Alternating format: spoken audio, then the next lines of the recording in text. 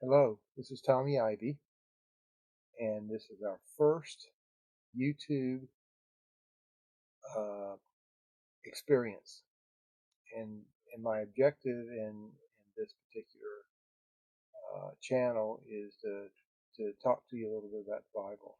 And I'll sing a song here and there when I have my instruments. I'm in South Carolina right now, and found a good church, good King James church, and the pastor is very funny and extremely good. One of the things that has always interested me is tribulation, because hopefully that'll be coming someday.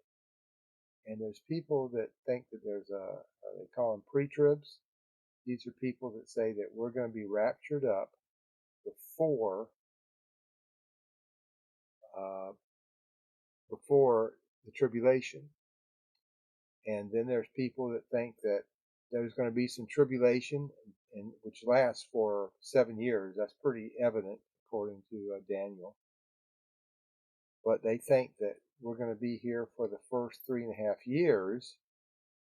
Then we're going to get raptured up, and then comes the Great Tribulation, or uh, some people call that the God's. Let's see if we can find it. They're going to call it God's wrath. It's real bad. You know, the first part of tribulation is bad, but not terrible. But the great wrath is real bad. So let's start with the Bible. Revelation 5:2. Revelation 5:2, and talking about, we're going to be in Revelation 6 today, and we're going to be in Matthew 24. Those are the two that really talk about tribulation and what happens during the tribulation and the first part of the tribulation, which I think the saints are going to still be here, because I think there's going to be a rapture after 3.5 years. So we're going to be here for the first part of the tribulation. So let's find out a little bit about the seven seals. Well, in Revelation 5:2, it says, I saw a strong angel proclaiming with a loud voice, "Who is worthy to open the book and to loose the seals thereof?" So these particular seals they're talking about are the seals in Revelation 6. Who is worthy to open that book? Well, Jesus. Let's see what it says a little bit about this book in Ezekiel, Old Testament, many years before Jesus came. So Ezekiel 2:9-10. And when I looked, behold, an hand was sent unto me, and lo, a roll of a book was therein. And he spread it before me, and it was written within and without, and there was written therein lamentations and mournings and woe. It says it was written within and without. That's both sides. Both sides of the paper have to conserve. In Revelation 5:1, it's going to talk about that book again. It says, and I saw in the right hand of him that sat on the throne, that would be Jesus, a book written within and on the backside, sealed with 7 seals. So we're talking about a book and these 7 seals. Let's check these 7 seals out a little bit here. Let's go to Revelation 6. That's where most of this stuff is, and it's also in Matthew, Mark, and Luke. All of the same stuff. So Revelation 6:2, and I saw, and behold, a white horse. Let me go ahead and start with Revelation 6:1. And I saw when the Lamb opened one of the seals, and I heard, as it were, the noise of thunder, one of the 4 beasts saying, Come and see. verse 2. And I saw, and behold, a white horse, and he that sat on him had a bow, that's like a bow and arrow, that's a weapon, and a crown, he's in charge, was given unto him. And he went forth conquering and to conquer. Who is riding on this white horse? Well, that would be the Antichrist. What's interesting is the Antichrist is a deceiver. He wants to take the place of Jesus. In Revelation 19:11, let's go to Revelation 19:11.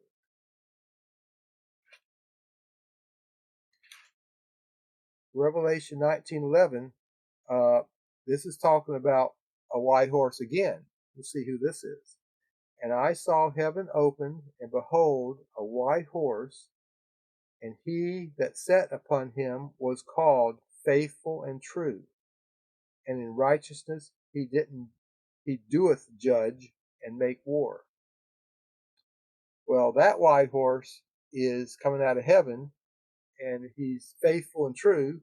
He judges, and he has righteousness. That is Jesus. Well, see, the white horse in Revelation 6:2, that's the Antichrist, mimicking Jesus. And we said that he had a bow, that's a weapon, and a crown. He's got power. And who gave him that power? Let's go to Revelation 13:2. See how he got all that power. Revelation 13:2.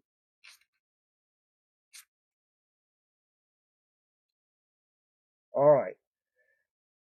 Remember what we're doing here. We're trying to figure out number one, if you are a pre-tribber, which means that the rapture happens before the 7 years and all this destruction and all, or you're a mid-tribber, which means that the Christians, are here for 3.5 years, they get raptured out, then comes the Great Tribulation, and we'll see where that language is used in Matthew 24. The Great Tribulation are God's wrath. That's the mid-tribbers. We're going to find out which one of those is true. Everybody thinks, every preacher just about in the world thinks that it's pre-trib. And they've got a couple points that point to it being accurate. I think the mid-tribbers have more points, and that's what we're going to talk about. And so we're going to Revelation 13:2 to find out where the Antichrist got his power. 13:2. And the beast which I saw was like unto a leopard, and his feet were as the feet of a bear, and his mouth as the mouth of a lion, and the dragon gave him his power, and his seat and great authority. The beast is the Antichrist. The dragon is Satan. So the Antichrist gets his power from Satan. Revelation, that was the first seal. The Antichrist comes on a white horse. Seal number 2 is in Revelation 6:4. The same thing's going to happen in Matthew, New Testament. All right, Revelation 4. And there went out another horse that was red, and power was given to him that sat thereupon, to take peace from the world, and that they should kill one another, and there was given unto him a great sword. This would have to do with if peace is gone, and people are killing one another, sounds like war. All right, so this is the tribulation. Seal number 1, the Antichrist comes.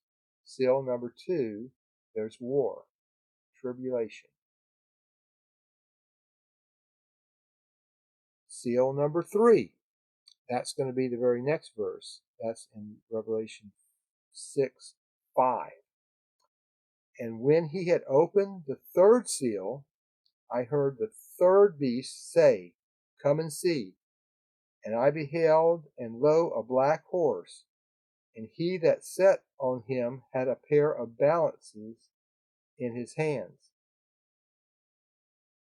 And I heard, this is verse 6, and I heard a voice in the midst of the 4 beasts say, A measure of wheat for a penny, and 3 measures of barley for a penny. And see thou hurt nor the oil and the wine. See thou hurt not the oil and the wine. 3rd seal. If you're going to get a measure of wheat, which is not a lot, for a penny, that means you're going to spend a full day's wages for a penny. How do we know that? Well, in Matthew 22,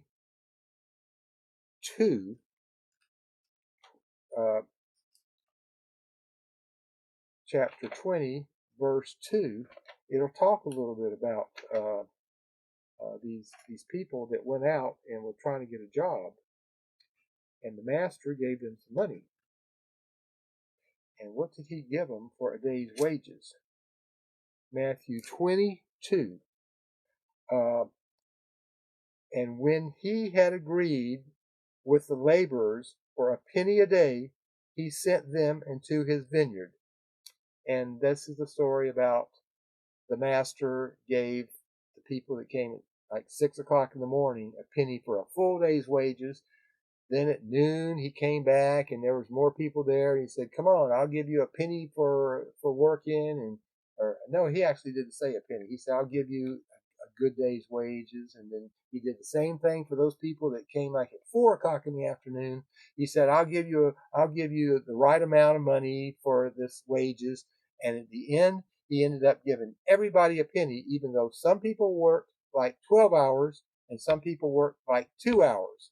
And the people that worked for 12 hours, of course, they were all hissy-fissy because they got the same amount as the other people. But, they agreed for a penny, So he said, didn't I give you what I told you I was going to give you? I was going to give you a penny for this day's wages. And why are you complaining? What does it matter what other people got? It's a big lesson. But I divert. I divest. What do you call it? All right. That was... if you're going to do a whole day's wages for a penny, then that's famine. So the third seal is a famine. 4th seal. Let's see where the 4th seal is. Probably not too far from the 3rd seal. 4th seal is, and it's broken, is Revelation 6, 7, and 8. All right. And when he had opened the 4th seal, I heard the voice of the 4th beast say, Come and see.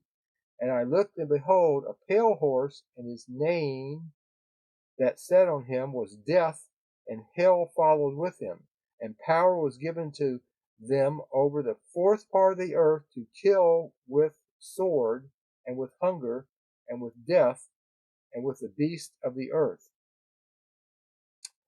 4th seal is pestilence that is following the wars and the famines, and how do we know it's pestilences? Let's look and see. Death and hell, and the power is given him over the 4th part of the earth to kill with the sword, that was the war, and hunger, and with death, and with the beast of the earth. So that's the 4th seal. Pale horse, great pestilence follows the wars. Let's find out why we talk about that. And when he had opened the 4th seal, I heard the voice of the 4th beast say, Come and see. And I looked, and behold, a pale horse, and his name that was on him was Death, and hell followed with him. And power was given to them over the 4th part of the earth to kill with the sword, and with hunger, and with death, and with the beast of the earth. Uh,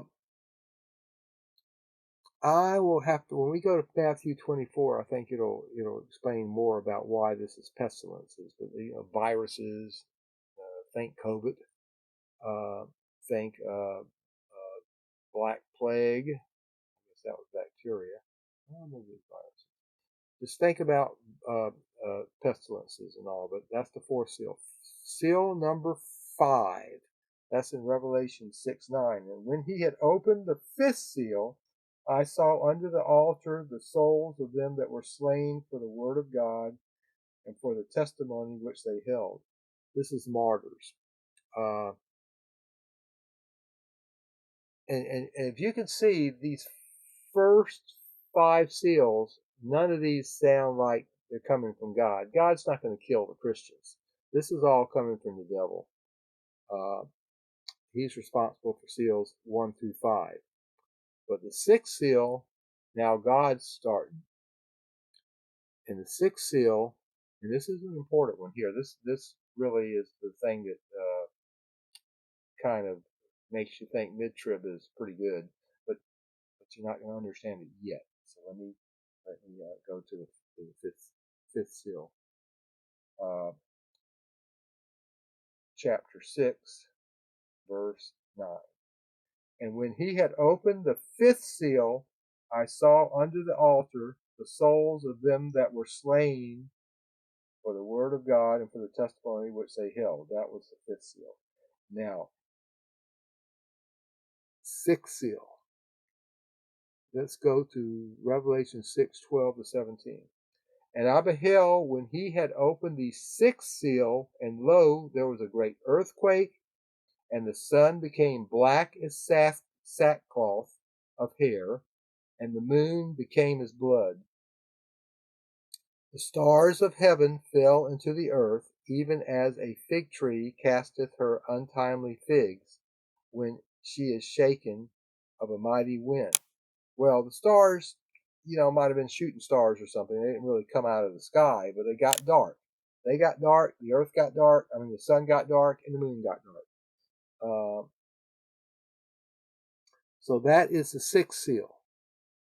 Uh, so all that stuff happened, and it says, let's read on a little bit more here.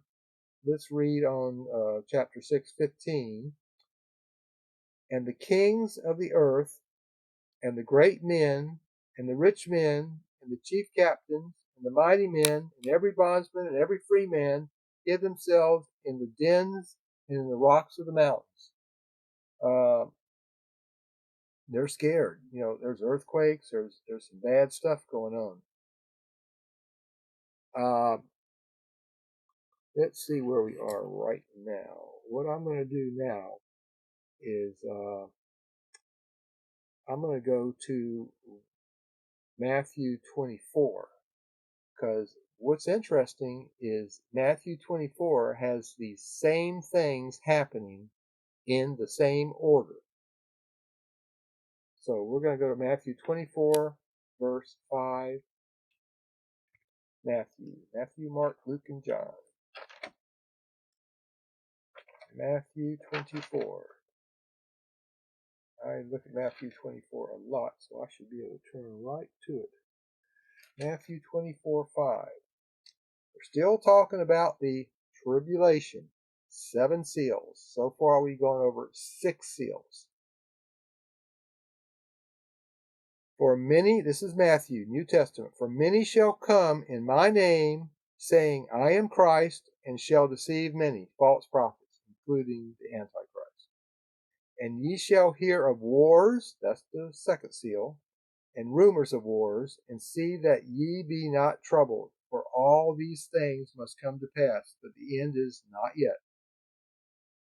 For nation shall rise against nation, and kingdom against kingdom, and there shall be famines, seal 3, and pestilences, 4, and earthquakes in divers places. Earthquakes was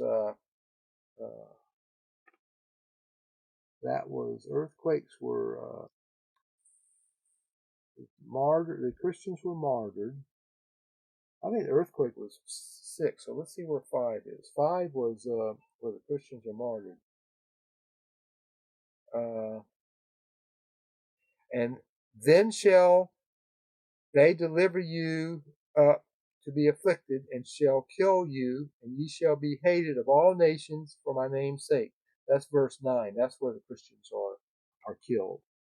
So same old thing, same guys. They say I am Christ, war, famine, pestilence, kill you. Now let's see if it says anything about the moon and the sun getting darkened. That was the 6th seal. And let's see where that would be. My notes here.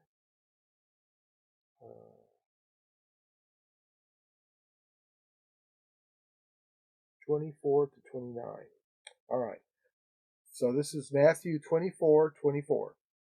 And there shall arise false Christs, false prophets, and there shall be great signs and wonders, insomuch that if it were possible, they shall deceive the very elect. But impossible. They're not going to deceive the very elect. Behold, I have told you before. Wherefore, if ye shall say unto you, Behold, he is in the desert, go not forth. Behold, he is in the secret chambers, believe it not. For as lightning cometh out of the east, and shineth even into the west, so shall also the coming of the Son of Man. All right, let me see something here. I'm looking for the sun. All right, we're not through. For whosoever the carcase is, there will the eagles be gathered together. Immediately after the tribulation of those days shall the sun be darkened, and the moon shall not give her light, and the stars shall fall from heaven, and the powers of the heavens shall be shaken. So it looks like in Matthew 24, the sun and the moon darken.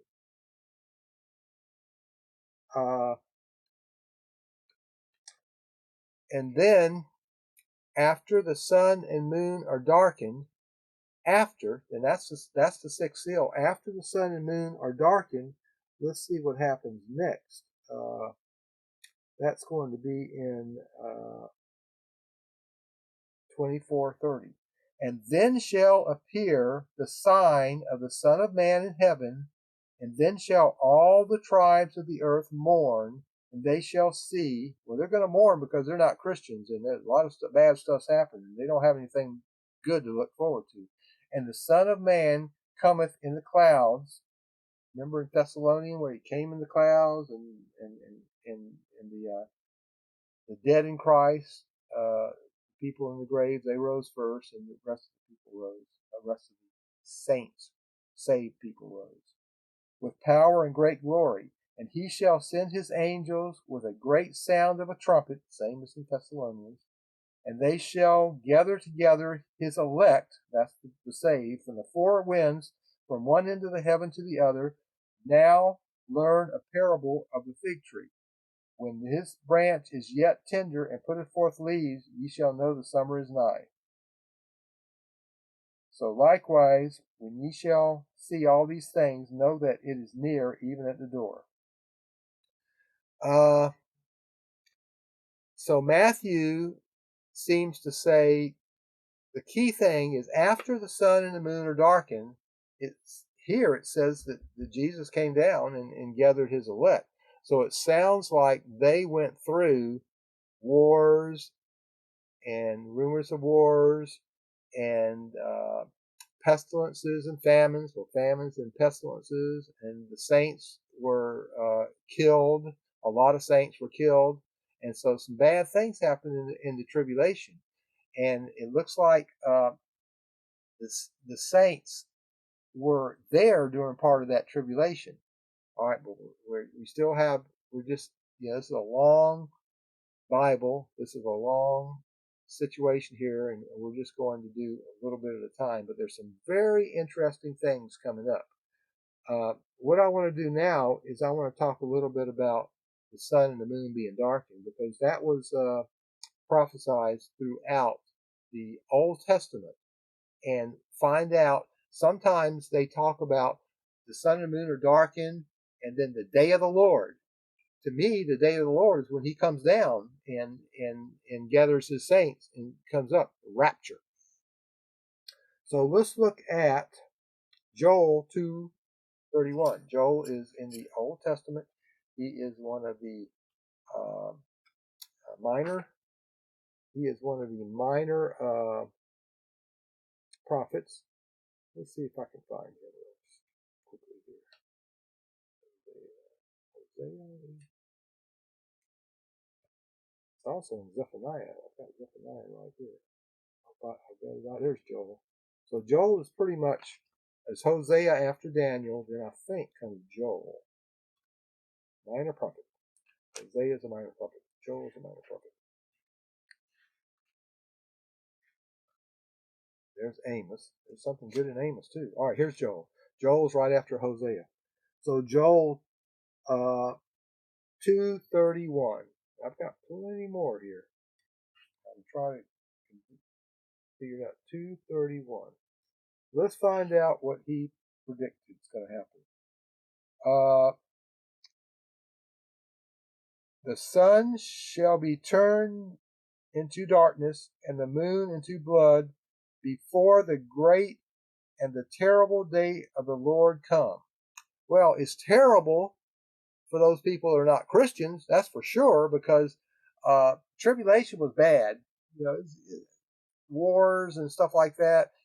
All that's bad, but it's happened before. We survived. It's not the worst thing in the world to have wars and pestilences and famines. I mean, it's happened before, but nothing like it's going to happen after the rapture happens. After the rapture happens, then God's going to let loose on some really bad stuff.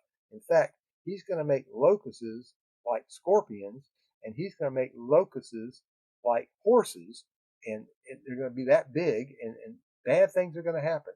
And I'm getting ahead of myself, but just I'll give you one little thing that's kind of neat. Is a bunch of trees are going to die. A bunch of the water is going to be not drinkable and all. But God's wrath, not the tribulation, tribulation's wars and all that stuff, but God's wrath, there is not one single blade of grass that is going to be left on the earth. I mean, that's how bad God's wrath's going to be. But the saints are going to be gone. They're going to be raptured up before all that happens. So it's not the same as the tribulation. There's the tribulation, and then there's God's wrath. And that's the reason I say the tribulation is for the first 3.5 years, the rapture, and then the bad stuff happens the last 3.5 years. The wrath, God's wrath. All right. So Joel is predicting that. Let's see if we have some more language here that talks about Isaiah. Isaiah 13:9. See if we can find that first. If you can find that before me, then you are average. All right, Isaiah 13. I've got Isaiah here. Isaiah 13, verse 9 and 10. All right, we're talking about the moon, and let's see what happens. We know that in the tribulation, we had a bunch of things happen, wars, all that stuff. Then comes the moon and the sun's darkened. So in Isaiah 13:9, it says, "Behold, the day of the Lord cometh." I think that's the rapture. "Cruel, both with wrath and fierce anger, to lay the land desolate, and he shall destroy the sinners thereof out of it." Verse 10, "For the stars of heaven and the constellations thereof shall not give their light. The sun shall be darkened in his going forth, and the moon shall not cause her light to shine." There it is in Isaiah. He predicted it. And the thing that's interesting is when all of this stuff happens, it says the Lord cometh. All right, let's see if we can find another one. We know it's in Matthew 24:29. After the tribulation, the sun darkened, the moon, no light.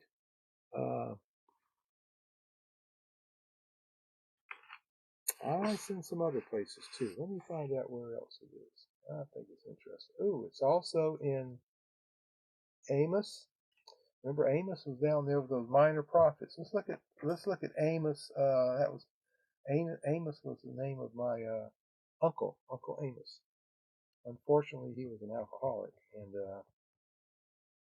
he was an alcoholic about all of his life. He'd come off it every once in a while.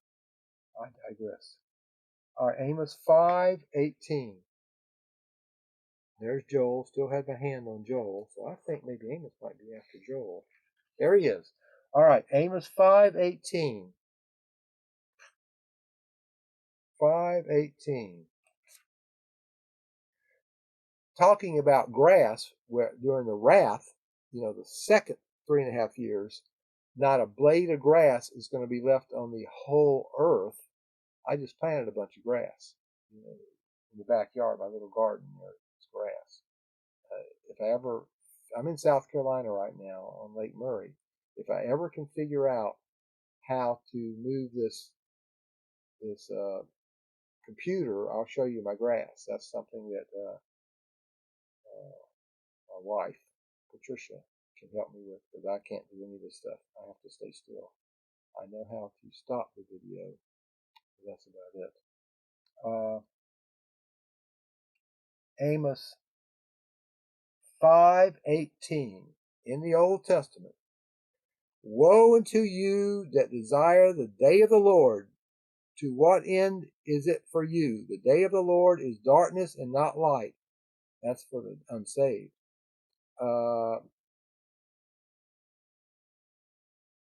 Let's see where it talks about. The day of the Lord is darkness and not light. That's in Amos 5:18. Let's read some more. As if man did flee from a lion and a bear met him, or went into the house and leaned his hand on the wall and a serpent bit him, shall not the day of the Lord be darkness and not light, even very dark and no brightness in it? Sounds like the day of the Lord is darkness. No sun shining, no moon has any light. Stars in the heaven, it's like they fell. There's no light. One more. Zephaniah 1. Zephaniah 1. Let's see if we can find Zephaniah. There it is. It's after Amos a little bit. Zephaniah 1:14 to 16. The great day of the Lord is near, it is near, and hasteneth greatly, even the voice of the day of the Lord, and the mighty man shall cry there bitterly. That's the unsaved are going to be crying. The saints, they're going to get raptured out in the day of the Lord. They're not going to cry. The day is a day of wrath, a day of trouble and distress, and a day of wasteness and desolation, a day of darkness and gloominess, a day of clouds and thick darkness, a day of the trumpet and the alarm against the fenced cities and against the high towers. And let's see if I need to go anymore. It's a bad day. They call it the day of the Lord. They call it the day of darkness. I was hoping they were going to say something about the moon and the sun being darkened, but we have other places that it talks about that. Let's see. Let me just read this from 16 all the way to 18. A day of the trumpet, because during the rapture, the trumpet blows and the people come up out of the grave, and then the other saints go up into heaven, meet with the Lord. They're in heaven. That's when they get their bodies. Right now, like when my mom and dad died, they're in heaven, but they don't have any bodies. They're there in spirit. But after the rapture, now they get a new body, and there's debate on what the body's going to look like. They're not going to be like little babies that are in heaven that died before they were born. I mean, they're not going to look like a fetus. They're probably going to be a person, And my mom and dad, who died real old, they're probably not going to look like they're old. So anyway. And I will bring distress upon men, and they shall walk like blind men, because they have sinned against the Lord, and their blood shall be poured out as dust, and their flesh as dung. Neither their silver nor their gold shall be able to deliver them in the day of the Lord's wrath, but the whole land shall be destroyed by the fire of his jealousy, for he shall make even a speedy riddance of all them that dwelt in the land. Something here. Oh, gold and silver. There's a verse in the Bible that says, let's see if I can think of it. What does it profit a man to gain the whole world and lose his own soul? And the question to that is it better to own lots of gold and lots of silver and lots of cars, lots of houses, and lose your own soul? Or is it better to have nothing or have all that stuff and gain your own soul? The answer is you're not going to take anything with you other than the good things that you did here on earth that will give you rewards in heaven. So you get a saving account in heaven. But everything here on earth, nothing is going to go up there with you. So the answer to that question is it profits you nothing to gain the whole world and lose your own soul. Your own soul is so much more important than all the riches here on earth. Everything here. Why are we here then? Why are we here on this earth? And the reason I'm doing this little YouTube session, and hopefully it's going to develop into a lot of people watching it someday. It has to be one at a time, and then eventually I will get some people, and maybe some of those people will be dragged out of hell and go into heaven. And that's my objective. Our objective here on earth, in my opinion, is to get to heaven and to help other people to get to heaven. So all that other stuff is just it's just squander. As it says in Ecclesiastes, vanity. All is vanity. All this stuff is vanity. The only thing that matters is our relationship to Jesus, and us helping other people's relationship to Jesus. Everything else is vanity. All is vanity. I like that. Okay, where are we? I digest. This is that one. I think it's a good time to stop. There's some other really, really neat things here. In fact, let me tease you for the next time that I'm going to come on. If I can find it here. There's something about, here goes a tease, if I can find it. It's going to be a really good tease if I can find it. Oh, there it is. Okay.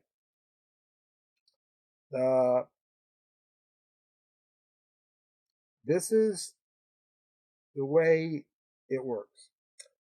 You have what kicks off the time near the rapture and all is the abomination. The abomination. Let's see, what do they call it? Abomination of the. Abomination. Well, they'll call it abomination right now. It's where the Antichrist goes into the temple in Jerusalem and he desecrates it. The abomination of the desecration. All right, so he desecrates it. He, instead of putting sacrifices and good stuff there, he puts like bad stuff there. Like sacrilegious stuff into the temple. That's the abomination of desecration. Then comes the Great Tribulation. So actually, the saints are going to be here for a little while during that Great Tribulation. But fortunately, he calls it, God calls it that he shortens the days for the saints. Then comes the sign. The sun and the moon are darkened. So this is the order of things. Then comes the rapture. Then comes God's wrath continuing. It's already here for, I think, for a couple months. The saints are going to be here a couple months during that time, but it's not going to be real bad for them.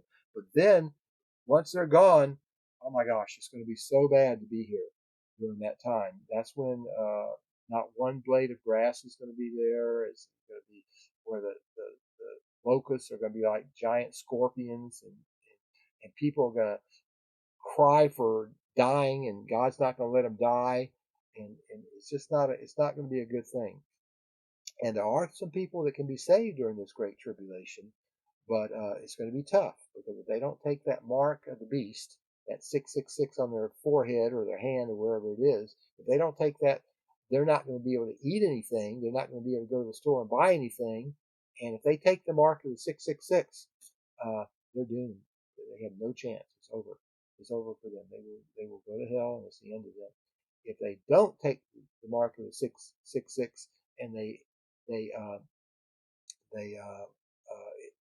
have Jesus as their Savior, and they're martyred, or they hide enough and they still make it, after the 7 years, then 3.5 years more after the rapture. If they can make it in those 3.5 years, they go to heaven. Everything's fine. They go to heaven if they're martyred. Everything's fine for them. But if you take the mark of the beast, you're doomed. There's no way out of that. And I'll show you all that next time. So I'm going to show you a little bit about the abomination of desolations. How does that fit in? That's where the Antichrist goes in and desecrates the temple, the sacred altar of the temple. Great tribulation, which the saints are going to be in there a couple months. Sun and moons darken, and then comes the day of the Lord, or the rapture. And hope you've enjoyed this. I'll sing you a song periodically when I can figure all this machinery out. This is my first session, and it's been a little bit long. I hope you've enjoyed it, and have a good day. Goodbye.